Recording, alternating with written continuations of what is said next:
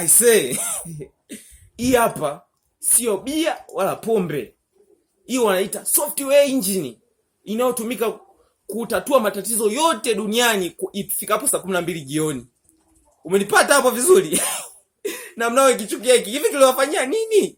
Mnanichanganya. Umenipata vizuri? Sasa bwana, hii kitu kwanza ukikipiga popote utakapokuwepo inakufanya ujisikie upo kama nyumbani. Huyu naye haja ya kuhitaji mwenyeji akukaribishe, jisikie upo nyumbani.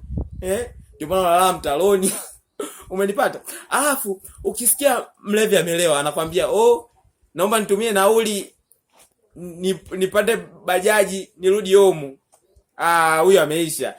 Nauli utakao mtumia na yeye anenyoa anakunywa analala hapo hapo. Hapo. Umenipata? Na ukimwona mlevi anatembea zigizaga hivi, I say, sio kama amechanganyikiwa. Hiyo ni GPS inahesabu hatua ili afike kwake. Umpata vizuri hapo? Sasa na budget ya mlevi waga hivi. Hapo sasa nishikilia vizuri. Mshahara 400, nauli 150, kodi 160, bia 80. Hapo sasa kwenye chakula hapo inategemeana atapata ofa au hatapata. Alafu kitu kingine, mlevi ahadi za walevi zinakuwaga hivi. Utasikia, mimi kesho naacha pombe. Ikifika saa 6 anashindwa kuvumilia, atasikia naomba kimoja ni ondoe ngova.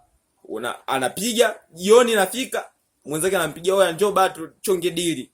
Mzunguko unaendelea kama kawaida mpaka kifo. Umelipata vizuri hapo?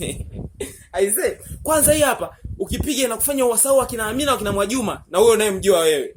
Umelipata vizuri? Alafu hii sifa hii hapa, sifa nyingine ni hapa. Kwanza hii hapa ina watu wake. Watu wanywaji wanakuwa tofauti tofauti. Ogopa mlevi mkimya. Utasikia amekaa pale, anakunywa, anapiga kimoja. Pap pap.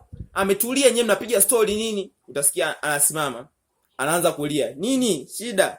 Nimemkumbuka ex wangu wa 2012. Mlipata vizuri? Hatari. Haya sasa. Umesikia?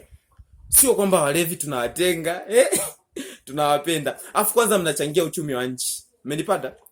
Wakina mama ntilia wangekosa kuuza supu, Utasikia, mama, naomba bakuli moja nitoe loki. Umenipata vizuri hapo?